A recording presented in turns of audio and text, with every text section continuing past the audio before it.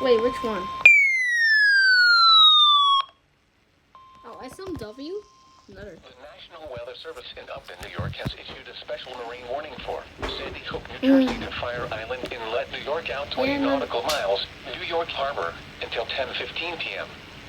At 9:24 p.m., a strong thunderstorm was located over Port Monmouth, moving east at 25 knots. Hazard, wind gusts 34 knots or greater.